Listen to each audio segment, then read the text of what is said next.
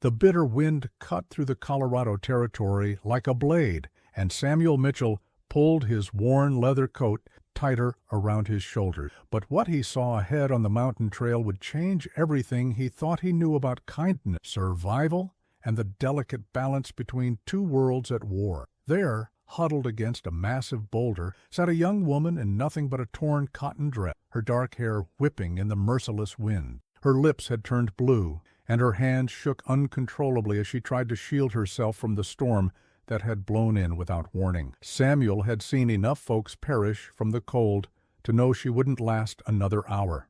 Without a second thought, he dismounted his horse and approached her carefully, his hands visible and empty. "Ma'am," he called out, "you're going to freeze to your end out here." The woman looked up with startling dark eyes that held both fear and defiance. She didn't speak, but Samuel could see the fight leaving her as the cold sapped her strength. He shrugged off his heavy coat, the one his late wife had sewn for him with her own hands, extended it toward her. "Take it," said simply. "I've got more layers underneath." The woman stared at the coat, then at Samuel's weathered face. Slowly she reached out and accepted the garment, pulling it around her small frame. The relief in her eyes was immediate, though she continued to watch him warily. Samuel had been traveling these mountain passes for 15 years, trading supplies between settlements and mining. He'd learned to read people quickly, and something about this woman struck him as unusual. Her bearing, even in her weakened state, suggested someone accustomed to respect. But out here, miles from any settlement, she seemed as vulnerable as anyone he'd ever encountered. "Name's Samuel," settling down a respectful distance. "I've got a small fire going up ahead where I made camp. You're welcome to warm yourself and coffee that'll help." The woman studied him for a long moment before speaking her "Why?" Her voice carried a slight accent that Samuel couldn't quite. "Yeah, why what? Why help a stranger?" Samuel considered this. "Well, I reckon if we don't look out for each other out here, who will?" What Samuel didn't know was that this simple act of human decency had just saved the life of Ayanna, daughter of Chief Nelnish of the Chiricahua Apache, and in saving her, he had unknowingly stepped into the center of a conflict that would test everything he believed about right and wrong. Ayanna had been separated from her war party during a scouting mission 3 days earlier. The sudden blizzard had scattered her group, and she'd been trying to find her way back to their hidden camp when the cold finally overcame her. She was a skilled warrior, trained from childhood in survival, but even the strongest could fall victim to nature's fury. As she wrapped Samuel's coat more tightly, she wondered about this white man who had shown her kindness without asking questions. In her experience, such men were rare. Most of the white settlers and soldiers she'd encountered saw her people as nothing more than obstacles to be removed. Samuel helped her to his camp, where a small fire crackled between two large rocks that provided shelter from the wind. He poured hot coffee into a tin cup and handed it, then busied himself preparing a simple meal of beans. Storm should pass by morning, not pressing. "You're welcome to share what warmth there is." As Ayanna sipped the bitter coffee, she observed her rescuer. He was perhaps 40 years old, with graying brown hair and kind eyes that had seen their share of hardship. His hands were calloused from honest work, and he moved with the economical grace of someone long accustomed to life on the frontier. "You travel alone?" she asked eventually. "Mostly," Samuel, stirring the beans.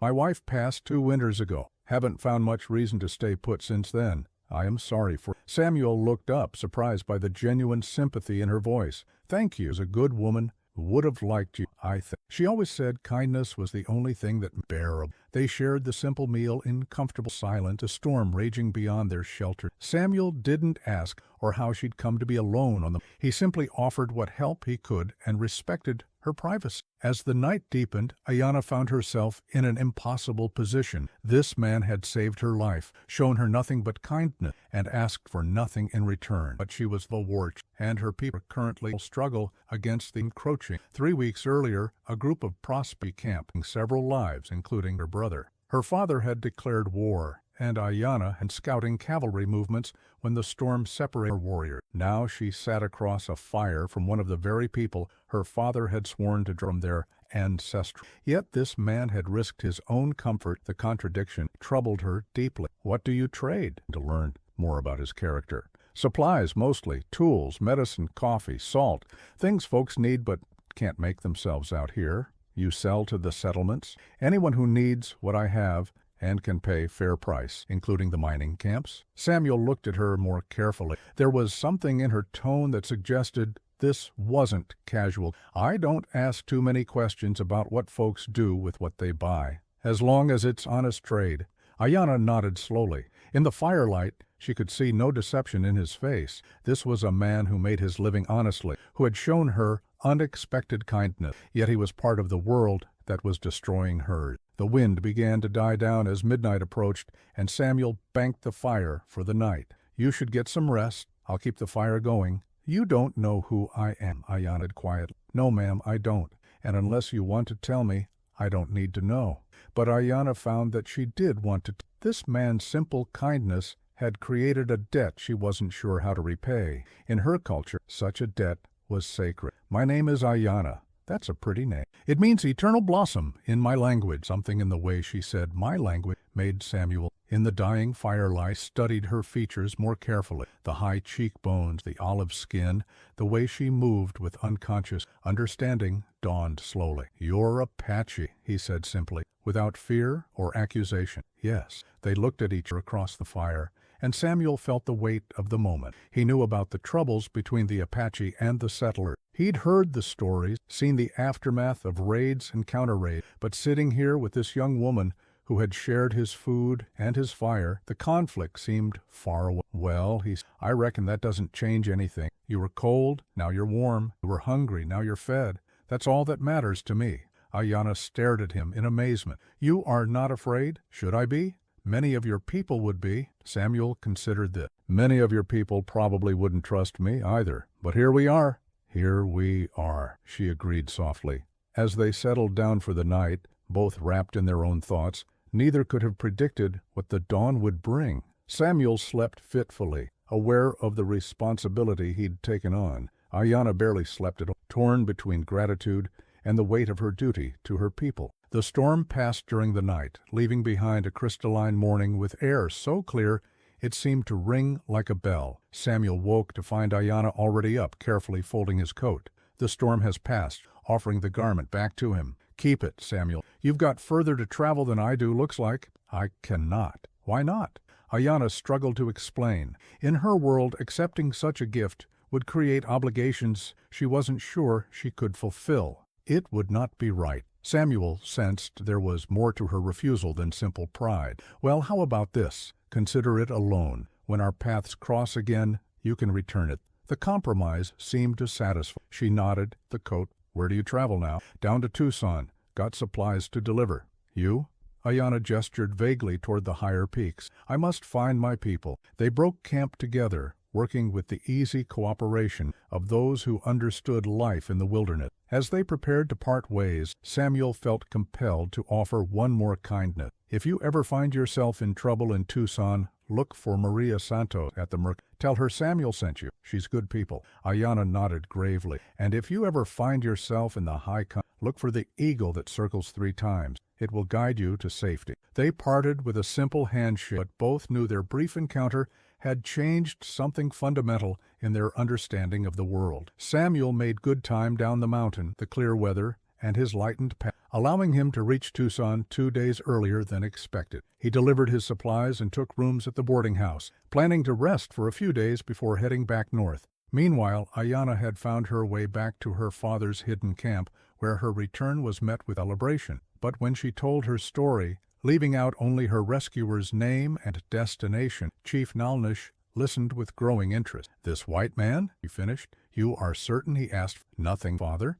He shared his fire, his food, his coat. He asked no question and demanded no promise. In 3 decades of dealing with white men, he had encountered few who acted without expectation of gain. Most wanted land, gold, or glory. This man seemed to want only to help a fellow human being in need. You feel a debt to this, Nalnish." "I do. My life was saved by his kindness." "And what would you do about this?" Ayanna had been wrestling with this question since leaving Samuel's camp. "I do not know. Our peoples are at war, yet he showed me mercy when he could have left me to perish, or worse." Chief Nalnish was a wise leader who understood that war, while sometimes necessary, was never simple. He had lived long enough to know that not all enemies were evil and not all allies were good. This white traitor who had saved his daughter's life presented a complication he hadn't expected. Tell me about the camp where he counseled you to seek help. A woman named Maria Santos at the Mercantile in Tucson. He said she was good people. The chief's expression shifted. He knew that name.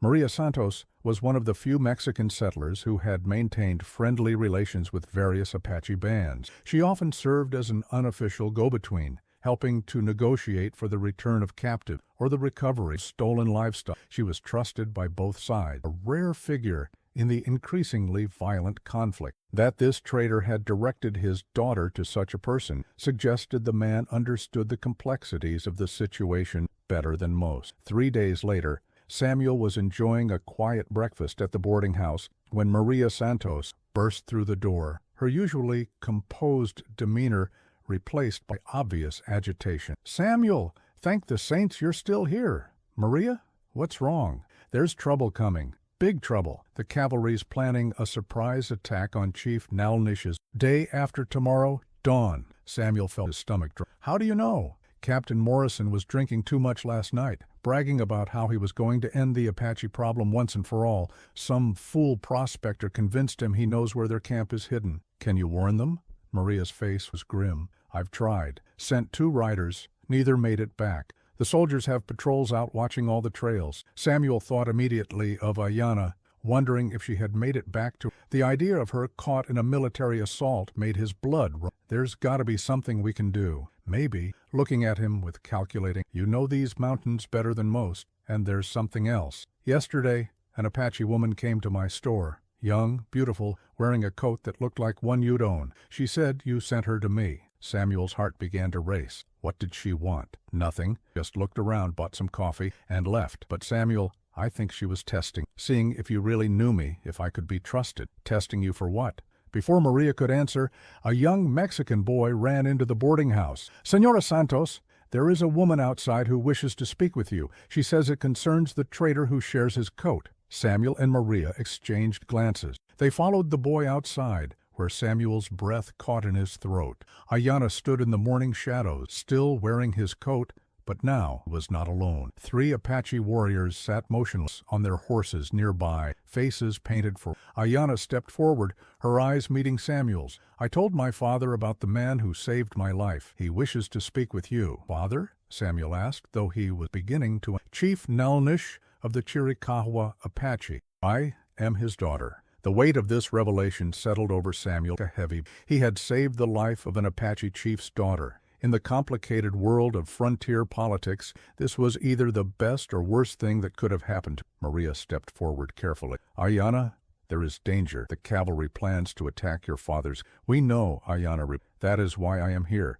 My father offers the traitor who saved my life a chance to prove his honor." "What kind of chance?" "Help us move our people to safety, and the debt between us will be considered paid. Refuse, and you will be considered an enemy, like all the rest." Samuel felt the weight of the moment. This was no simple choice. Helping the Apache could brand him a traitor in the eyes of the military and many settlers. But these were people, families, children, who would be caught in a dawn attack. "What would you need me to do?" Ayana's eyes showed relief at his question. "You know a trail that circles behind Eagle's Peak, one too narrow for cavalry horses." Samuel knew it well. It was a treacherous path that required knowledge of the terrain and careful navigation, but it would allow a small group to reach the hidden camp undetected. "I know. My father needs someone to guide our women and children to safety while our warriors hold the soldiers' attention. Someone the cavalry would not suspect." "You want me to lead your people to safety while your warriors fight?" "Not fight," Ayana corrected. "Delay. Make enough noise to convince the soldiers they have found our main camp while our families escape." Samuel looked at the Apache warriors, their faces stoic but their eyes watching his every expression. He thought about his wife's words about kindness being what made the world bearable. He thought about the young woman before him who could have left him to freeze but had chosen to trust him instead. "When do we leave?" The relief on Ayana's face was unmistakable. "Now. There is no time to waste." What followed was one of the most harrowing 24 hours of Samuel's life. Riding with the Apache warriors to their hidden camp, he found himself in a world he had never imagined. The camp was a marvel of concealment and organization, tucked into a box canyon that was virtually invisible from below. Chief Nalnish proved to be a man of imposing dignity and surprising warmth. He greeted Samuel not as an enemy, but as a guest, offering him food. "My daughter tells me you expected nothing in return for your kindness," who translated between English and Apache. "That's right, sir," seemed like a human thing to do. "You risked your own comfort to save someone you did not know. Anyone would have done the same." Chief Nalnish smiled sadly. "I have lived long enough to know that is not true. Few men of any color would have acted as night fell, the camp transformed into a model of efficient evacuation. Women packed essential supplies, while older children helped with the horses. The very young and very old were prepared for a difficult journey through terrain that would challenge even experienced travelers. Samuel found himself assigned to guide a group of 37 people, including pregnant women, elderly tribal members, and children as young as 3 years old. Responsibility was overwhelming, but Ayanna would be with him, serving as translator and helping to maintain order. "The trail is dangerous even in daylight, Samuel. In the dark, one wrong step could be fatal." "Our people have walked dangerous trails before, Ayanna. We trust in your knowledge and our own courage." They set out 2 hours before dawn, moving in single file along paths that Samuel sometimes couldn't see even with his years of experience. But Ayanna moved like a ghost beside him, somehow finding footing where none seemed to exist, and guiding the most vulnerable members of the group with infinite patience. As the first light of dawn touched, they heard the distant sound of gunfire, the direction the camp had abandoned. The diversionary attack had begun, with Chief Nalnish and his warriors making enough noise to convince the cavalry they had found the main. "Will they be safe?" Samuel paused to rest on a narrow ledge. "My father is, and my brothers are strong." But Samuel could hear the worry in her voice. They continued their treacherous journey, Samuel's respect for the Apache people growing with each hour. These were not the savage raiders described in newspaper accounts, but families struggling to preserve their way of life. An elderly woman fell and twisted her ankle. She bit back any cry of pain and accepted help with dignity. A young boy, no more than 8 years old, helped his pregnant mother navigate the most difficult sections without complaint. Even the smallest children seemed to understand the gravity of their situation and moved with determination that amazed Samuel. By midday they had reached a sheltered valley that Ayanna declared safe for a longer rest. Here, Samuel saw more of Apache culture than any white man before him. The people shared their meager food without question, cared for the injured, skill and compassion, and maintained hope despite their desperate. "Your people are remarkable," Samuel, as they watched the group rest and tend to their needs. "They are strong, but strength is not enough, and the world is changing. And now, where will you go?" Ayanna was quiet. "My father speaks of going south to Mexico. There are mountains there where we might find peace. And you, what do you want?" "I want my people to live. I want the children to grow up knowing who they are. I want the old stories to survive." She paused, looking at him with those dark eyes that had haunted his thoughts since their first meeting. "But I also want to understand this world that is coming, whether we welcome it or not." As they prepared to resume their journey, word came from one of the scouts. A cavalry attack had failed to find the main camp, but several Apache warriors had been wounded in the fighting. Chief Nalnish was safe, but the situation remained dangerous. Samuel made a decision that surprised even himself. "After we get your people to safety, I want to help get medical supplies to the wounded." "That would be very dangerous for you," Ayanna warned. "If the soldiers found you helping us—" "I've been thinking about what you said, about understanding the world that's coming. Maybe it's time someone tried to build a bridge instead of just watching the gap get wider."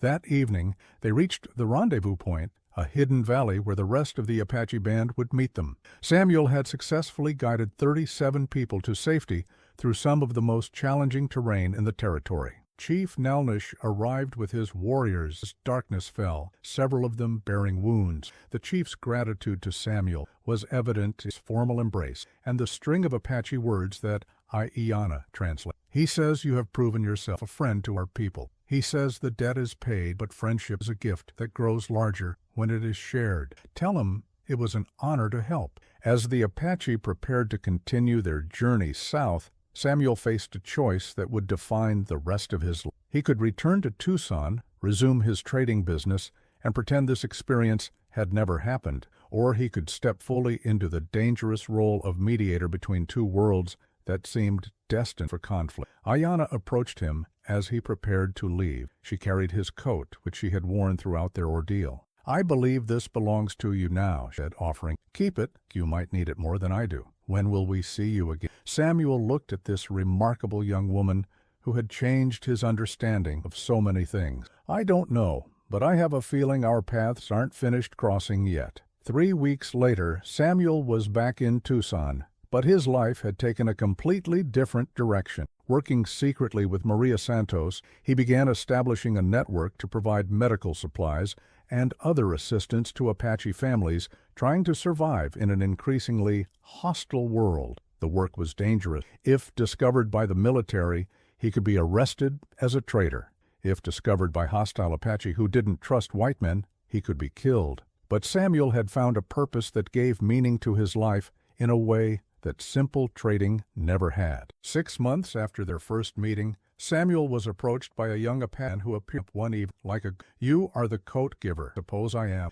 Ayanna sends word. Her father wishes to speak with you about a matter of great importance." Samuel agreed to the meeting, wondering what new challenge awaited him. He followed the warrior into the high country, to a hidden valley where Chief Nalnish had established a temporary camp. The chief greeted him with the warmth reserved. "Samuel Mitchell," he said, improved remarkably last meeting. "You have proven yourself of honor." "Thank you. I have a proposal. The government in Washington sends representatives to negotiate. These men speak of peace, but they do not understand our ways, and we do not always understand." Samuel began to see where this was heading. "I would like you to serve as a true voice between our peoples, not as a soldier or a government official, but as a friend to both sides, someone who can speak honestly about what each side needs to survive." It was an enormous responsibility, one that could make Samuel a target for extremists on both sides, but it was also an opportunity to help prevent the kind of tragic misunderstanding that had led to, "I'm honored by your trust. I'm just a trader. I don't know anything about." "You know about kindness. You know about treating people as human beings regardless of their color or culture. That is more valuable than all the diplomacy in Washington." Ayanna stepped forward from where she had been standing. "Will you do it?" Looking at her, Samuel realized his answer had been inevitable from the moment he offered his coat to a freezing stranger on a mountain. The work that followed was more challenging than anything Samuel had ever, serving as an unofficial mediator, Apache leaders and government representatives. He found himself navigating a world of competing interests, cultural misunderstanding, and deep-seated fears on both sides. He helped negotiate the peaceful return of captives taken by both sides. He facilitated agreements that allowed Apache families to trade for essential supplies without risking arrest. He prevented several incidents that could have escalated into major conflict. There were also failures, political pressure from Washington, and ongoing raids by hostile Apache factions made lasting peace impossible. Samuel often felt like he was trying to hold back an avalanche with his bare hands. But through it all, he was sustained by the knowledge that every moment of understanding between former enemies justified the risk. His relationship with Ayanna deepened. She served as primary liaison leadership, and her intelligence, courage, and deep understanding of both made her invaluable. They spent long hours together, planning strategy, translating between languages and cultures, and sharing the burden of trying to bridge two worlds that seemed determined to destroy each other. One evening, as they sat by a fire discussing the next day's negotiation, Samuel realized that somewhere along the way, his feelings for Ayanna had grown beyond friendship and professional partnership. "I need to tell you something." "What is it?" "That first day when I gave you my coat, I thought I was just helping a stranger in need. I never imagined it would lead to all this. Do you regret it?" Samuel looked at her across the firelight, this remarkable woman who had brought purpose and meaning. "No. It was the best decision I ever made." Ayanna moved closer, her dark eyes reflecting the flame. "For me as well." Their kiss, gentle, tentative, then deeper. They both acknowledged what had been growing between them. "This complicates everything," Samuel murmured. "Everything was already. This just makes it more interesting." Their relationship faced enormous challenges. Many on both sides viewed their union as betrayal. Some Apache saw Ayanna as abandoning her people for a white man. Some whites saw Samuel as being corrupted by savage influences. But Chief Nalnish, wise in the ways of leadership and change, understood that his daughter and Samuel represented something new, a bridge between worlds that might offer hope for the future. "The old ways are ending," he told Samuel during the ceremony that united them according to Apache tradition. "Perhaps new ways, built on understanding and respect, can take their place." Samuel and Ayanna's work continued for several years, with mixed but meaningful results. They helped establish trading posts where Apache could safely exchange goods with white settlers. They facilitated agreements that allowed Apache children to attend schools while still learning their traditional ways. They prevented dozens of conflicts that could have cost hundreds of lives. Most importantly, they proved that understanding between the two cultures was possible. Their marriage became a symbol of hope for those who believed that coexistence was possible. The final test of their work came when the government announced a new policy requiring all Apache to relocate to a reservation in Arizona. The policy was harsh and poorly conceived, threatening to destroy what remained of Apache culture. Samuel and Ayanna worked tirelessly to modify the policy, negotiating for better conditions or suitable land and guarantees that Apache traditions would be respected. It was exhausting, frustrating work that often seemed hopeless. But their efforts paid off when they helped negotiate a compromise that, while far from perfect, allowed the Apache to maintain more of their dignity and autonomy than the original policy would have permitted. As they watched Chief Nalnish lead his people toward their new home, Samuel reflected on the strange chain of events that had brought him to this moment. "Do you ever wonder what would have happened if I had just ridden past that day?" he asked Ayanna. "I would have died," said simply. "My people would have lost an advocate. You would have continued trading supplies, growing old and lonely. The world would be a little less hopeful. All because I offered my coat to a stranger. All because you saw a fellow human being in need and chose to help." Years later, Samuel and Ayanna established a school where Apache and white children learned together, a trading post that served both communities fairly, and a reputation for honest dealing that made them trusted throughout the territory. They had 3 children who grew up speaking both English and Apache, understanding both cultures and carrying forward the bridge their parents had built. Samuel often told the story of how he met their mother to anyone who would listen, always emphasizing the same point, that kindness offered without expectation of reward had the power to change the world in ways no one could predict. "I thought I was just helping a cold stranger," he would say. "I never imagined I was saving my future wife, gaining a new family, and finding the work that would define my life." But that's the thing about kindness. You never know where it will lead. On winter evenings, when the wind howled around their trading post and the fire crackled in the hearth, Samuel would take out his original coat, now much patched and worn. He would tell his children how a simple act of human decency had led to everything they held dear. Never underestimate the of treating others kindly. You never know. The stranger you help today saves you. The coat itself became something of a legend in the territory. Apache mothers would tell their children about the white man who shared his warmth with a stranger, proving that goodness could exist between enemies. White settlers spoke of the trader who risked everything to build peace, showing that courage took many forms. Samuel Mitchell lived to see the worst of the frontier conflicts end and the beginning of a new era where Apache and white communities, while never fully integrated, learned to coexist with greater understanding. His small act of kindness on a frozen mountain trail had rippled outward in ways he never could have imagined, touching hundreds of lives and helping to weave the fabric of a more tolerant society. He died, old and surrounded by family. Representatives from both communities came to honor a man who had proven that bridges between cultures could be built one act of kindness at a time. Ayanna, now silver-haired but still strong, stood by his grave and spoke words that captured the essence of their shared life. He offered his coat to a freezing stranger, and in doing so, he warmed 2 worlds. Oh, poor.